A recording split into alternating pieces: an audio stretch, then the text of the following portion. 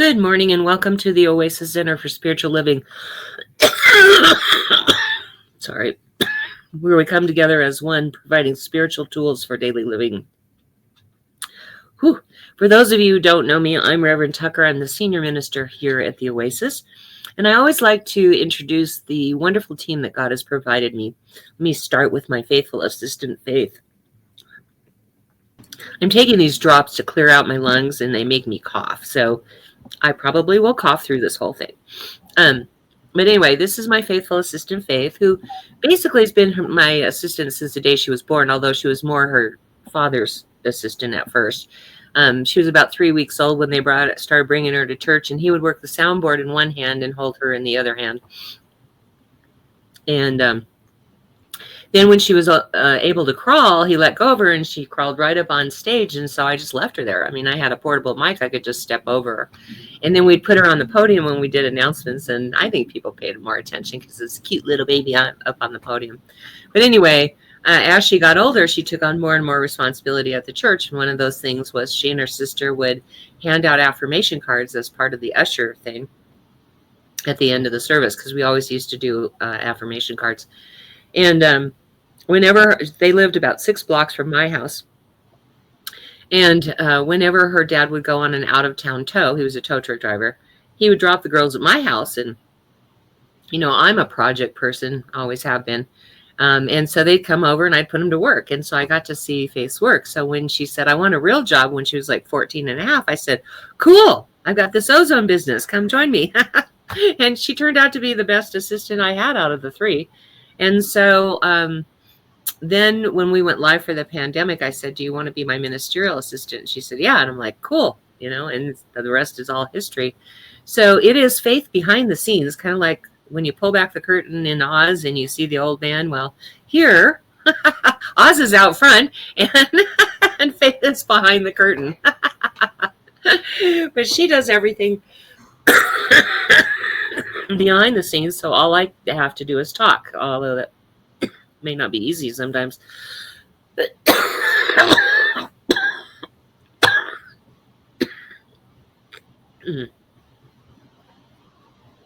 These Mullen drops sure are working their magic with me. Anyway, so when you say hello, hi, good morning, hello, however you want to greet us, we ask you to do that because in a facility, I can look out and see the faces beaming back at me. Here, I get a number. I don't even get names, so I don't know who my audience is. So we ask that you do that. Well, when you do that, she answers you as me. And I always go back and look to make sure there isn't something I need to add, but it's only happened like twice in 4 years because she knows me better than I know myself. So if you would please say hi, hello, good morning, however you'd like to greet us. All right. And then also, Faith is our soloist. And today we're going to, well, actually this month, we're going to be featuring Reverend Fairy Elaine Silver's songs, because they fit in so well with the Back to Basics series, because that's what we're doing now. So thank you, Faith, for being here. We couldn't do this without you. Oh, yeah, she's going to be doing, what is this thing called? Life? Yes. Okay. All right. Thank you. I love you. All right. And then there is my partner in crime, the wise and powerful Oz, who has been in my life since 1998 and was my first baby practitioner. No, not now. Lay down. Was my first baby practitioner, meaning he took all of his classwork with me except for one class, and to become a licensed practitioner. And then he was my board president for 7 or 8 years. And then he decided to move to Florida. And unfortunately, that meant that we lost the ability to have him in our service. So when we went live for the pandemic, I asked him if he'd be willing to be our practitioner of the day, not realizing on either end here that it would be him every weekend for the last 4 years and possibly the rest of our life. Almost 5 now. Almost 5, yeah. So we always thought we'd get other practitioners that wanted to participate. Most practitioners want to be in a live church. So, you know, it is what it is. But anyway, what that means is that he does the invocation, the benediction, and he's available for our 1-minute miracle at the end, which I'll explain later.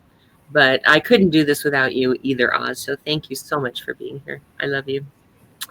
All right. And thank you all of you for being here, because I know there's 1,000 things you could be doing on a Sunday morning, and we're glad you're here with us as well. Now, as I said, we're going to be doing a lot of Reverend Fairy Elaine Silver's music this month. She was the first one to ask us to do her music when we went live for the pandemic. And then, so she's part of our adjunct music team, as well as Karen Drucker, who gifted us her entire collection of CDs, which at the time in 2020 was about 20. And so she gave us her CDs, her songbooks, her karaoke files, everything that we could use to do a Sunday service. And then, of course, there's Albertina Giuffre, who was our singer from 2000 to about 2021, I think it was, that she felt like she needed to work on selling her house. So she had to get it all, after John died, she had to get everything, sorted through and given away or sold or whatever she was going to do. And now she's in the process of actually trying to sell it. So it's taken that long. But she does appear what she calls the crying season: Mother's Day, Father's Day, and Memorial Day.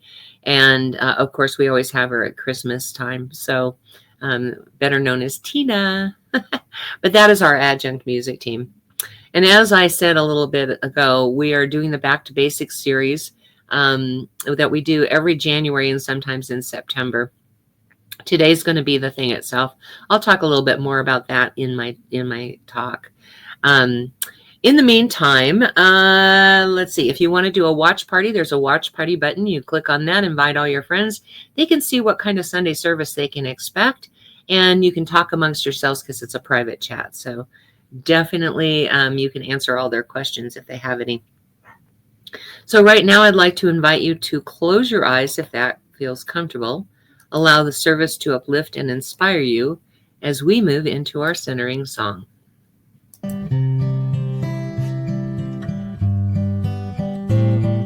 Surely the presence of God is in this place. I can feel the mighty power and the grace.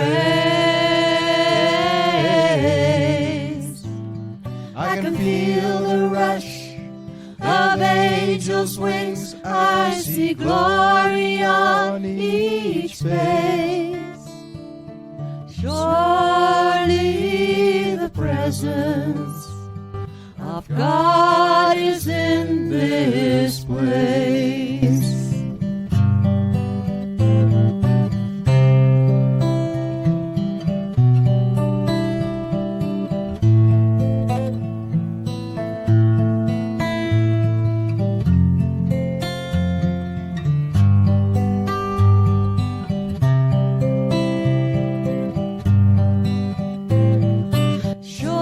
Surely the presence of God is in this place.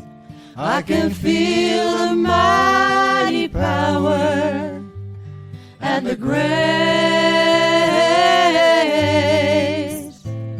I can feel the rush of angels' wings. I see glory on each face. Surely the presence of God is in this place. The presence of God is always right here and right now. For God, as we conceive it, is not some old man up in the sky, but is all of existence. All things that ever have been or never will be are all submerged and maintained and upheld within this one thing we call God. It is always right here, right now, and for all time and in all places. We know that God's presence permeates our service and permeates each of our lives, and that it is one grand thing, and we are all one in it. And I know that only blessings can flow as we allow, and I allow those blessings to flow forth right here and right now. And I give thanks that this is so. And so it is. And so it is. Thank you, Oz. All right. And then, so this next song is one of Reverend Fairy Elaine Silver's songs that she wrote when she was in practitioner training. And it's a great reminder that we are all connected. But it is called We Are All One.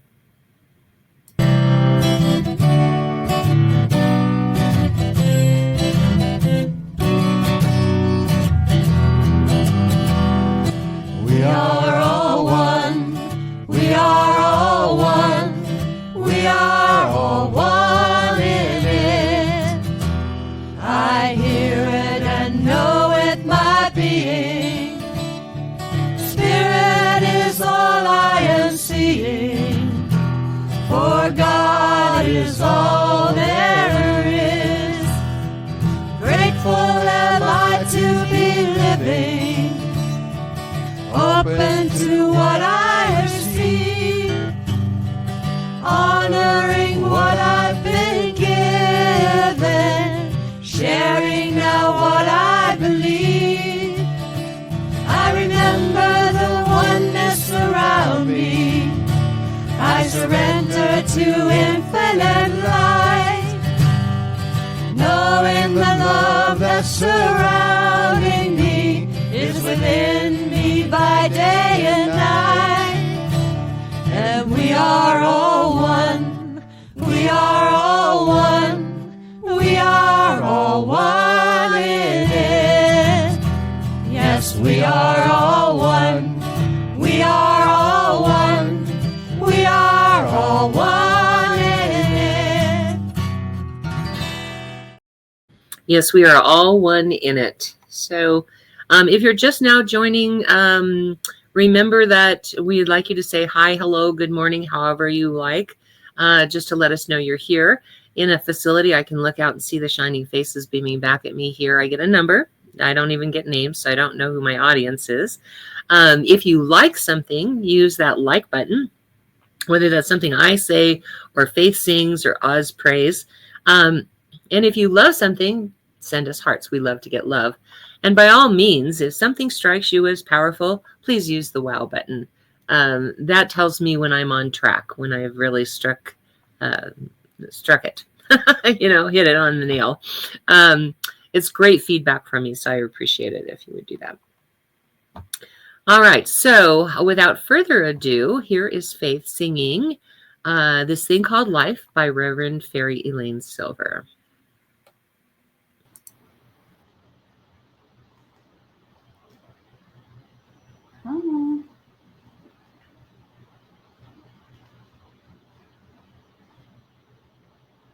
We'll get to that other song another day.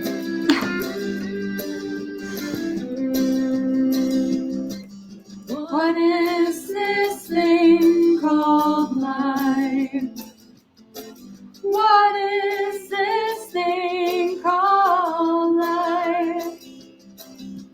Reuniting with the source, conscious of a sacred course, miracles abounding every day. Trusting faith to pave the way. Trusting faith to pave the way. What is this thing called life? What is this thing called life?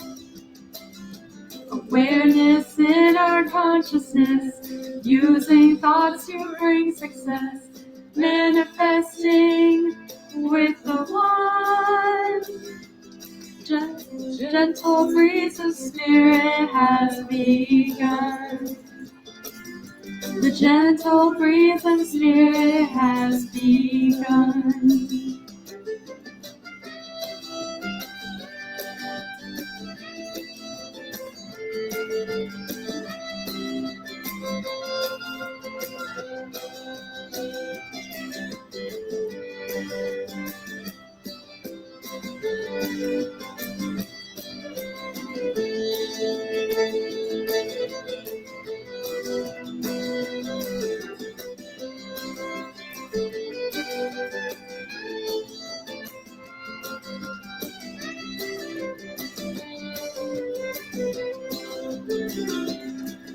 What is this thing called life?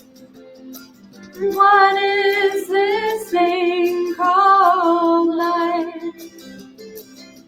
Dividing with intelligence, blessings coming through every sense, radiating from one mind. Exalted joy and beauty now are mine. Exalted joy and beauty now are mine. What is this thing called life? What is this thing called life? What is this thing called life? What is this thing called life?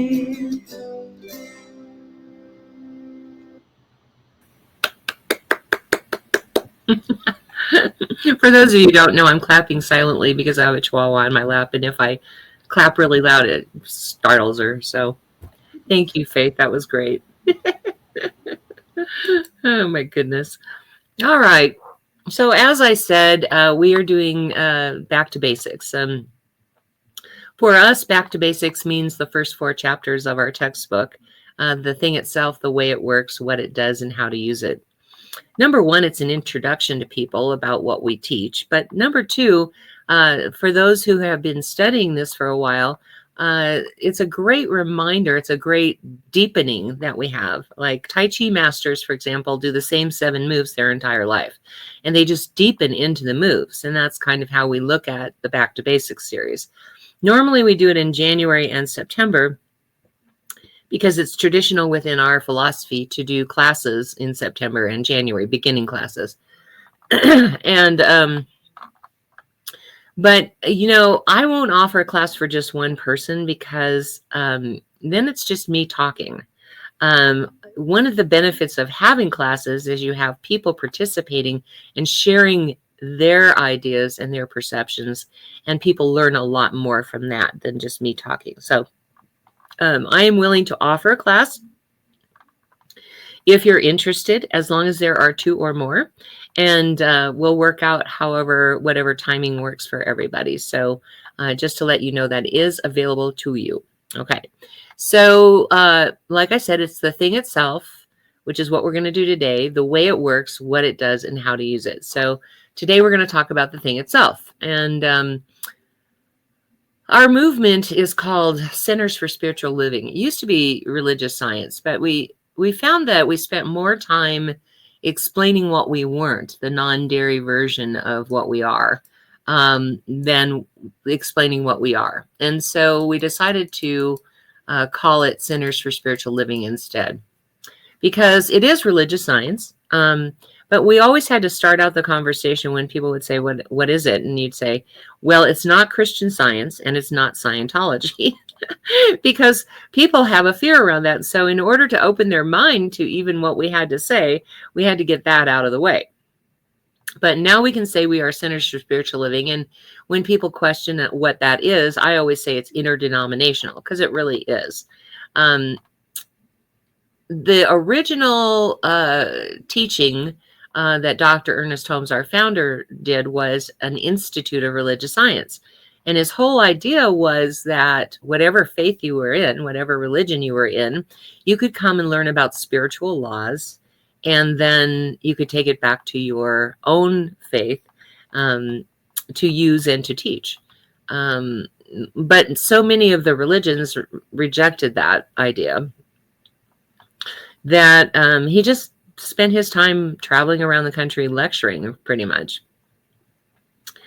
He started in about 1917. Can you imagine like traveling in the United States during that time? I'm not even sure if he went to Europe, but just think about travel during that time and going around, and he would fill auditoriums with his teachings. But then, you know, his followers were adamant that they wanted a church, and he was kind of resistant to the whole idea of a church, but finally decided it'd be okay. So that's how we have churches. We now have something like 400 or 500 churches across the world. But he had a great passion to discover and teach the shared principles underlying all the religions and the world's spiritual paths. We're part of what's called the New Thought movement, and that has two meanings, really. The first is that each new thought creates a new reality. The second is, that's new thought in itself, but the second is how the movement came to be, is that we have a new way of thinking in New Thought. Now, we're not the only New Thought, the only ones in the New Thought movement. The first original Divine Science Church is here in Denver. It was created in the 50s sometime, and to my knowledge, it still exists there. It's in Capitol Hill area. I don't know, after the pandemic, I kind of lost track of whether or not they were still open, but I had visited that church, gosh, probably 10 years before that, and they were still around. But they were the first of the New Thought movement here in Colorado. And then the other one is Unity School of Christianity. And so they're more Bible-based than we are. They focus on the Bible. They preach about the Bible. And they have a lot of lessons, like a lot of books are written about the Bible from Unity. We are not as Bible-based. When we teach the Bible, it's a metaphysical interpretation of the Bible. And the main reason for that is, like Christianity teaches that the Bible is the actual word of Jesus, word for word. And the problem with that is it's a little like going into the library and stating that everything in the library is the truth and nothing but the truth and the only truth, right? You will find writers in the library who contradict another person's writings, right? And that's pretty much how the Bible is. If you really look at it, you can see that there were multiple writers of the Bible. It was not just one writer, okay? For instance, the Garden of Eden story, and on one side that, Adam and Eve hid from God. And then like on just a few pages later, it talks about a God who's all knowing, all seeing. So you can't hide from that, right? Another one is Noah's Ark is a perfect example. On one page, he gathered the animals 2 by 2, and right on the facing page of it, it says 10 of each kind. And there's a lot of those little inconsistencies within the Bible. And the reason for that is because they took all these sacred texts and they interpreted them. And then what you see today is the edited version of what they took in and what they pulled out of those sacred texts. So there were multiple writers. It was a committee, actually, that got together, the King James Committee. They got together and decided what would go into the Bible and what wouldn't go into the Holy Bible, right? And so what we find with the King James Version is the ultimate result of their work. But also, all the other Bibles did the same thing. So it's not as if, Jesus sat down and people transcribed what he said. That's not how it worked. The first book of the Bible was actually published 50 years after his death. So it's a little like telephone secretary. You tell someone, I just had this experience with someone in the neighborhood just recently. You tell someone a story, they tell another person, they tell another person, they tell another person. When it gets back to the person who originally told the story, they're like, what? That's not what happened. And so everything that we have in the Bible is based on what someone thought Jesus said. But when you look at, there was a Jesus convention that was made up of all these scholars that got together, and they were Jesuit priests, I believe. And for 20 years, they studied every verse in the Bible. And they had this big table, and they had marbles. I don't remember what color was what, so I'm just going to go with what I think it was. But if it was a white marble that they tossed in, it meant that Jesus actually said it. And if it was a red marble, he could have said it. And then if it was a black marble, it was not something Jesus said at all. There were only 7 phrases in the entire Bible that they could all agree on as his actual words. So just that gives you a perspective of why the Bible is not our only reference. We use texts from several major religions and a lot of spiritual paths. So we study all of the Western religions and all of the Eastern religions when we're in the School of Ministry so that we can stand here and teach those things. So Dr. Ernest Holmes, our founder, said he believed that the universal spiritual principles expressed through the teaching reunite us in the transformational process and healing powers within us and return us to our higher path of destiny. And he reminded us to be open at the top because the divine is continuing to unfold more inspiration to us as we evolve. And so we are open at the top, but we also stand on basic principles. Now, it's not that we are open at the top, meaning any philosophy gets thrown at us, we jump on. That's not what that means. What open at the top means is that we are open to a further evolution of a truth. For instance, like the textbook is a perfect example. The textbook was never written by Dr. Ernest Holmes as a textbook, okay? In his journeys around the United States, when he was lecturing, people transcribed his lectures. And then somebody at some point put all those lectures together into a book. And that is what we use as our teaching, our textbook. And so in one chapter, he might say something, and then in another chapter seem to contradict himself, kind of like in the library, you know. But what it is that as his knowledge and understanding evolved, he would present those principles. And so it's not that it contradicts it as much as he was a spiritual being having a human experience, and his experience of God and his experience of these teachings was ever unfolding and ever expanding. And so he would have a different understanding 3 or 4 chapters later, right?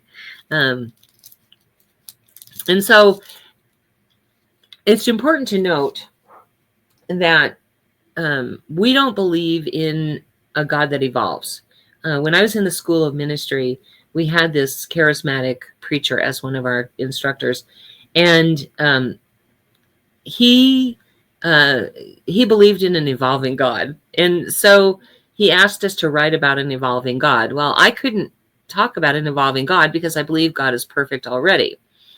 But what I was willing to state was that our experience of that perfect God is ever expanding and ever unfolding. And so God isn't evolving, but I'm evolving my concept of God, which I got a pretty good grade on because he could understand that. But Dr. Ernest Holmes reminded us to be open at the top because the divine is continuing to unfold more inspiration to us as we evolve. And his works were from like 1990 through 1960, but the principles he taught remain the same. And so they're as good now as they were in 1919. Let's see, I already did that. One of the basic principles is that there's a divine encoding within us. Dr. Ernest Holmes' version of what we teach is that spirituality and science go hand in hand.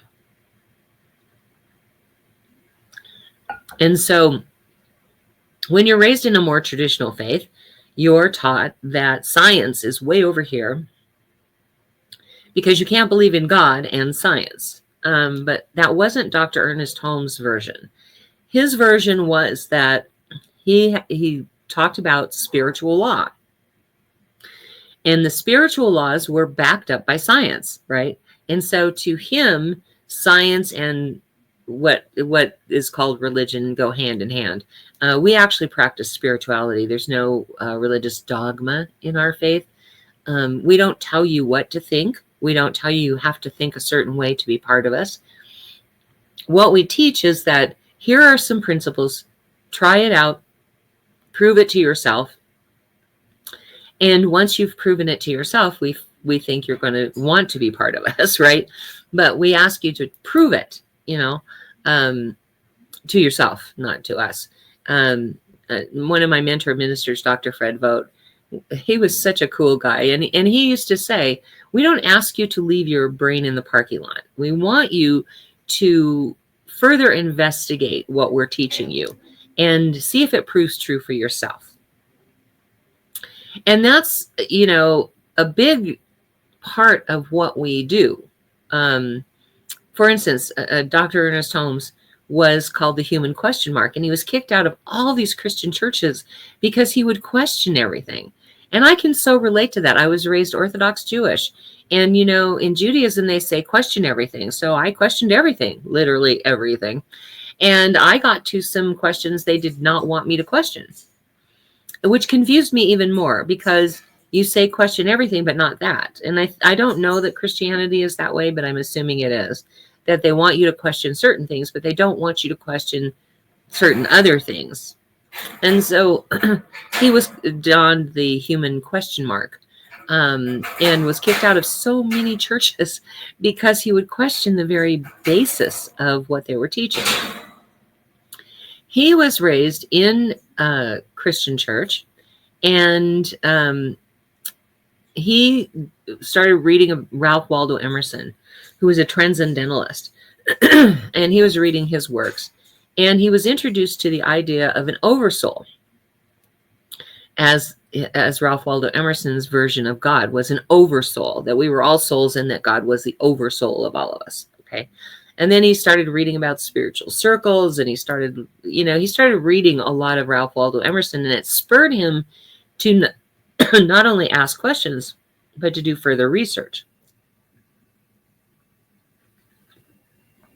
And then he came across the writings of Judge Thomas Troward. Now, Judge Thomas Troward was a Christian judge in India. And, he put himself apart from the other judges because he really wanted to understand the Indian people. So he started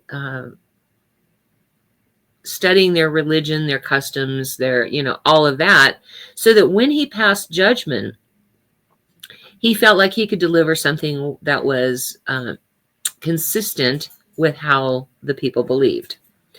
And so it didn't seem harsh. It seemed like a true judgment. But in his studies of all of that, he found that there were spiritual laws that apply to all major religions. So he started writing about these spiritual laws. When Ernest Holmes got that teaching, he was like, oh my gosh, this is great. And that's where he learned all about spiritual law. So he traveled around the country, basically lecturing on Troward's work. And it was all about the law. And then one day he ran into a lady named Emma Curtis Hopkins, who had worked with Mary Baker Eddy, and they'd had a falling out. Mary Baker Eddy was the leader of Christian Science, and she and Emma Curtis Hopkins had a big falling out. So Emma left Christian Science and created her own school of mysticism. And there, Dr. Ernest Holmes found out about the love of God, because he'd been teaching about the law of God all that time. But he found the love of God through Emma. And that's when things started to change for him, because he started to understand the unconditional love of God and how it applied when we're talking about the spiritual laws.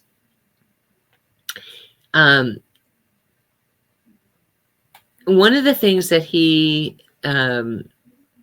learned was, even in the apparent absence of love, principle tells us there's nothing but love. And even in the apparent absence of peace, he says there is nothing but peace. So this is a quote from Dr. Ernest Holmes.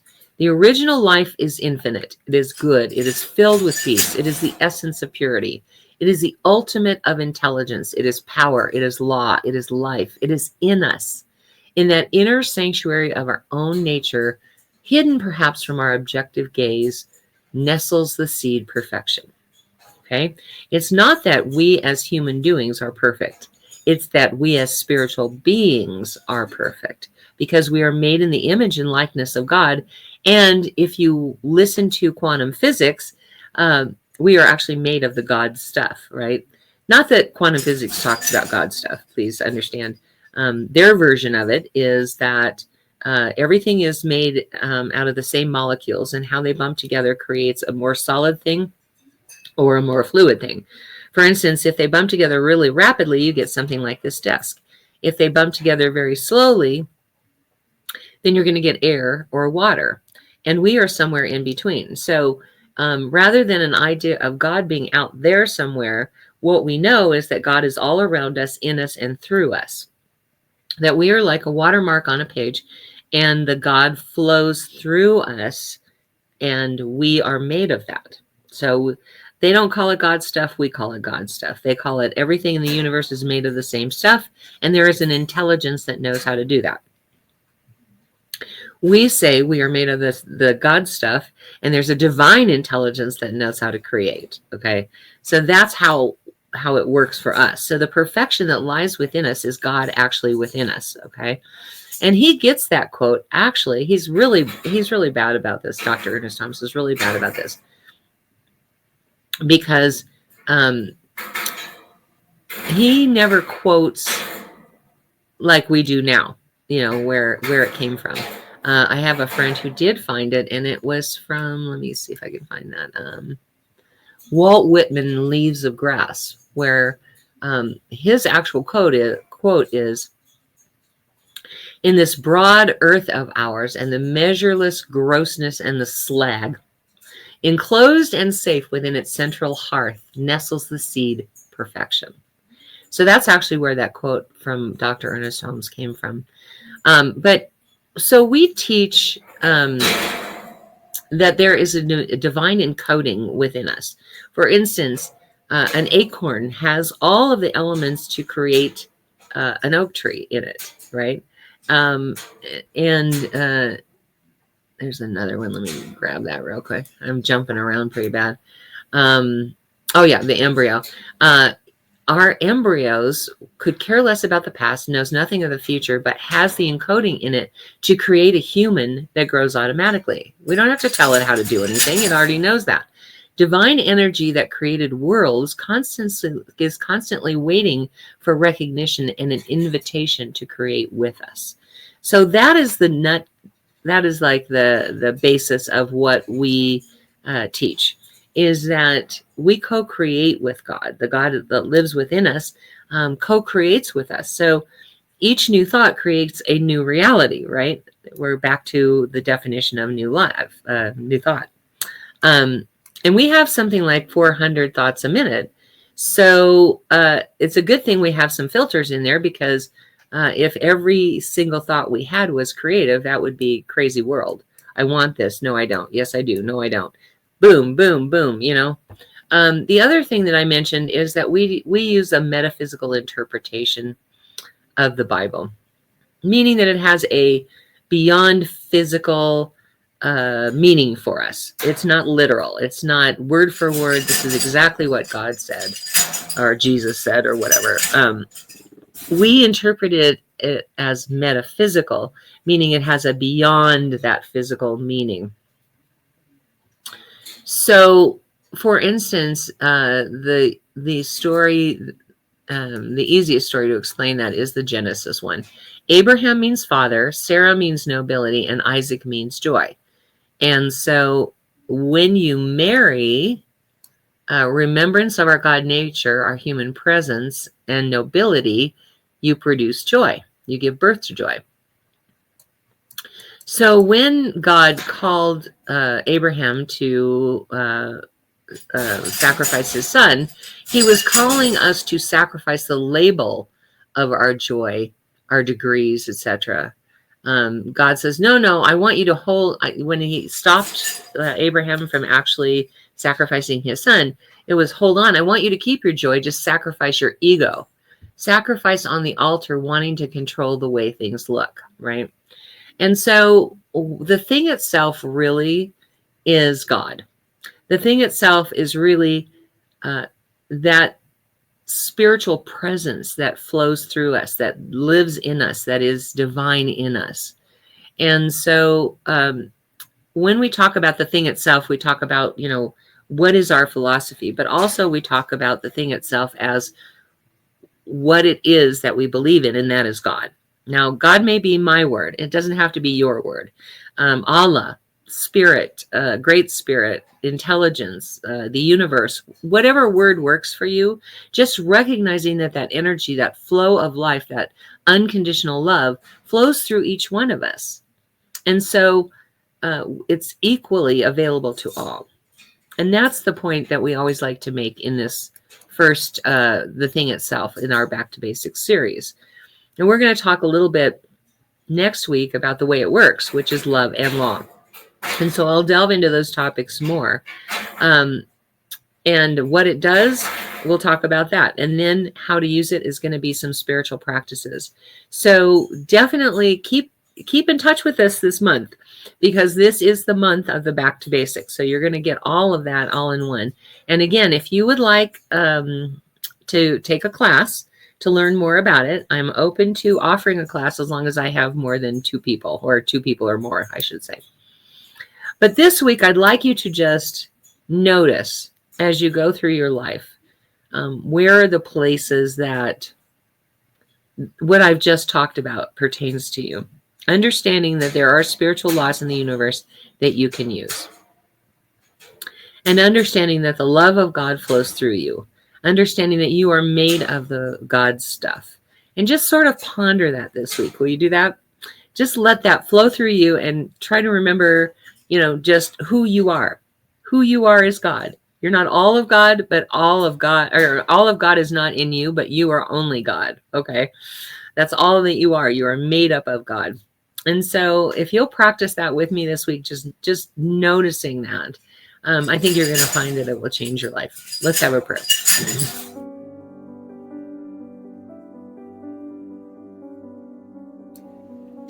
Right now, I just tune into the infinite power, the infinite presence of God. To that place within me that knows beyond human understanding just how powerful, how beautiful, how amazing God is. Because that's where I find myself, in the midst of God, my very essence, my very life, my very being. It is who and what I am. And every thought, every action, every deed is guided and led by that ancient wisdom of the ages that flows through all. I know that same truth to be so for this team that God has provided me. For they are one in it. They are made of God, and God flows through them equally. Every thought, every action, every deed is guided and led by that ancient wisdom of the ages that flows through all to tell us what ought to be done by us. I know that same truth to be so for everyone listening to this, whether in real time or later on, because I do know that there is no place where one leaves off and the other begins. We are all connected by it, through it, as it. And that same flow of energy, that same flow of divine intelligence, that same wisdom of the ages flows through all of us, guiding us and leading us to those things that ought to be done by us. Mitakuyasan, all my brethren, we are all related. So this coming week is blessed. I bless it now with an awareness of just how powerful we are, because God is the essence of who we are. That the power to create a life we would like is within our realm of possibility. For when we reach in and we accept God is within us, and we accept the power that flows through us, we accept our birthright, the divine encoding that lives within us, as the truth about us. So I bless this coming week with those awarenesses. I also bless every name that is in the ministry of prayer today, because I do know that whatever they are experiencing, that same power of God flows through them. And so as we uplift and inspire them to recognize that truth for themselves, we continue to pray every day for that, for them to see. So I pull back the veil and I reveal that truth here and now. That there is no situation that God does not have the power to correct, to tune back into the nothingness from which it came. So I claim that good for them here and now. I claim it as good and very good. And so I just live in gratitude to know that this is so, to be of service in this way, as I just let it be. And so it is. Amen.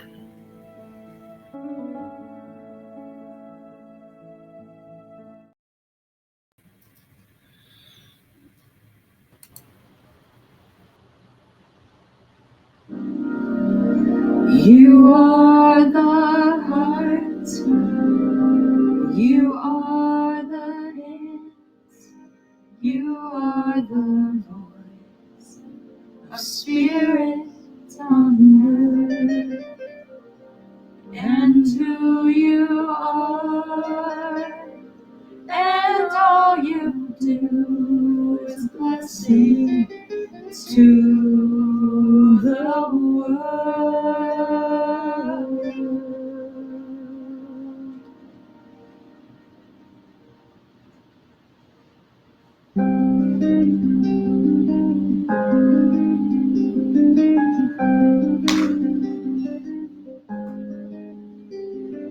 You are the heart, you are the hands, you are the voice of spirit on earth, and who you are, and all you do is blessing to the world.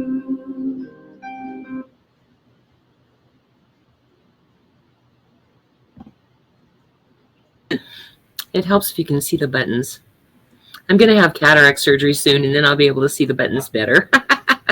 Thank you, Faith. Right now is our opportunity to express your gratitude for that which you have. I'm like lost. I'm sorry.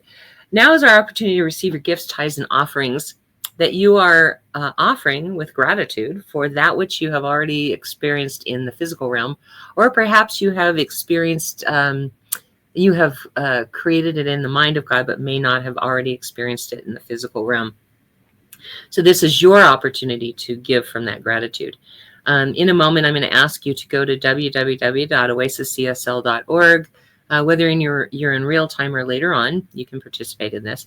And then you'll find an offering affirmation there that you're going to say. And then underneath that is a contribute now button. So let me just quickly say something about the contribution.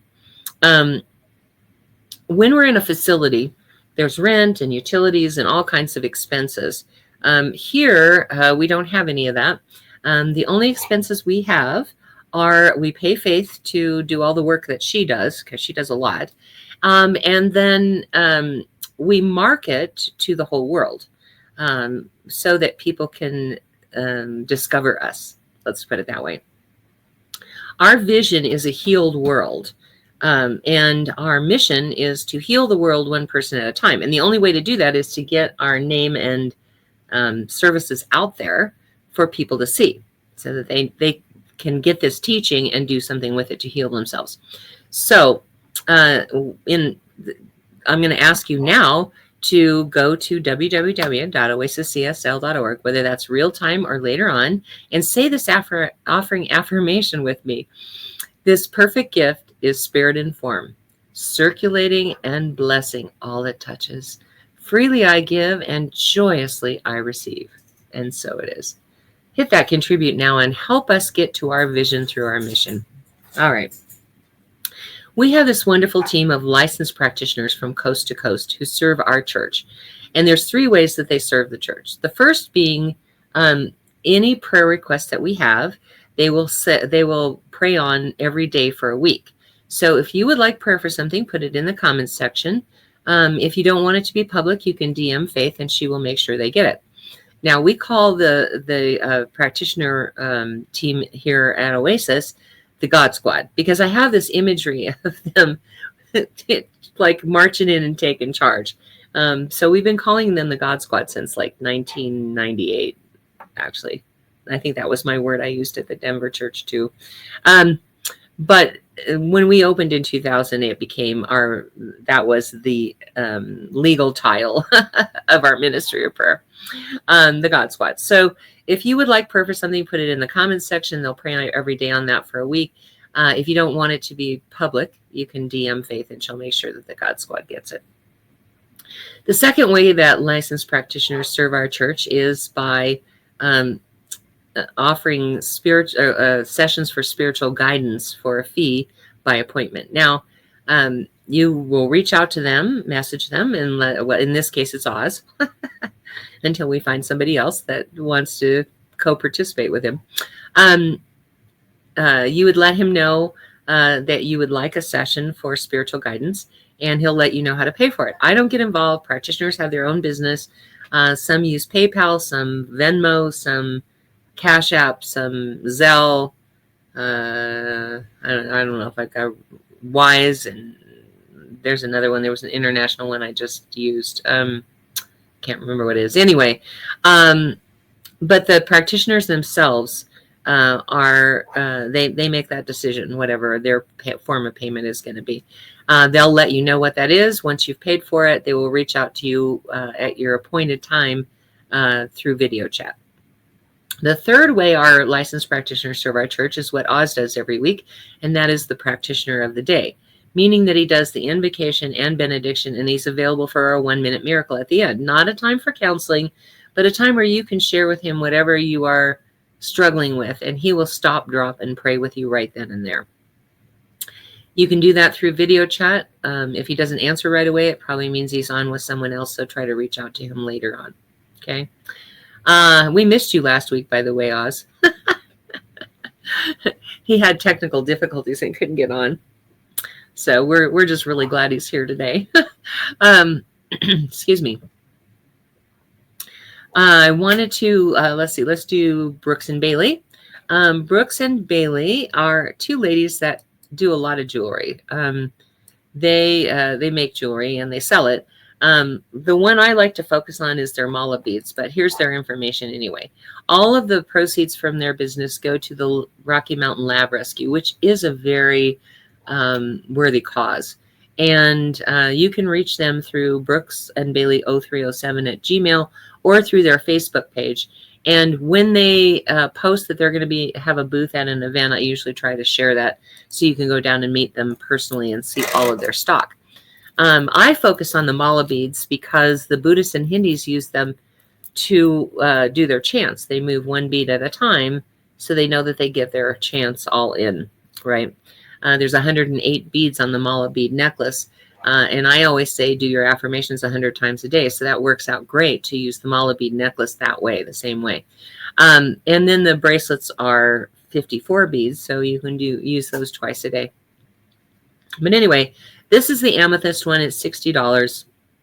They have all kinds of different gemstones from $30 and up. So definitely check out these 2 ladies.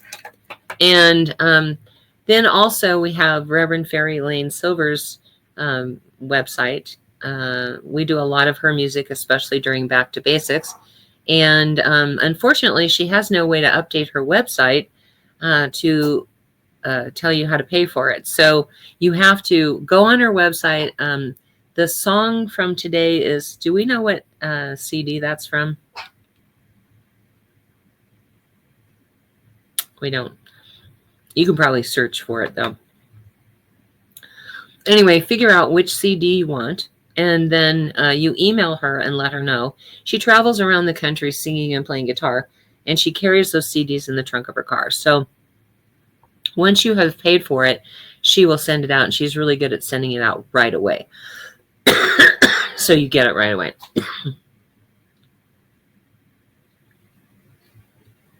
The other one is Karen Drucker, which is the blessing song, is from Karen Drucker. Our favorites, Faith and my favorite CDs of hers are Songs of Spirit, and then Songs of Spirit 2, 3, and 4. Because they have chants that get like memes in your head for prosperity, for love, for all kinds of stuff. So, but she also has some CDs that have songs on them, which is great too. So definitely check her out. You can pay for it there. You can buy it by the song, by the karaoke file, by the songbook, by the CD if you want. But definitely, we like to support those who support us. And these two ladies have supported us the entire time we've been live since the pandemic. So we definitely want you to check them out. Then go to our website, www.oasiscsl.org. And there you're going to find photos of events that we've had at the church. Picnics, my ordination, Reverend Lynn's ordination, all kinds of stuff, so you can get to know your spiritual family. Yes, we know it's completely out of date as far as the sermons go and the newsletter. We've had, Faith and I have had so much going on in the last 2 years that we have not been able to get it updated. So instead, you can look us up on YouTube for the video sermons and SoundCloud for the audio sermons under S. Tucker. So that's one way. But keep checking back with us because we are trying to update it, provided we don't have any more, knock on wood, any more things that distract us. All right. Let's see. Let me turn this over to Oz. And I know right here, right now, that God's presence is right here, manifesting in us and all around us. I pray for God's blessings to be there, for they always are. And I know with certainty and assurity that God is right here, right now, blessing each and every one of us. And I give thanks that this is so. And I turn on the light. And so it is. And so it is. That's funny. I like that. Forever the Joker. Like I said earlier, thank you for being here. I know there's 1,000 things you could be doing on a Sunday morning. We were blessed to have you here with us as well. Tune in every week, but next week in particular, because we're going to continue with the Back to Basics. We're going to talk about the way it works next week. 10:30 a.m. Mountain Time, USA. But definitely, come every single week to learn more about what we teach. So until we see you again, thank you, and we love you. Bye.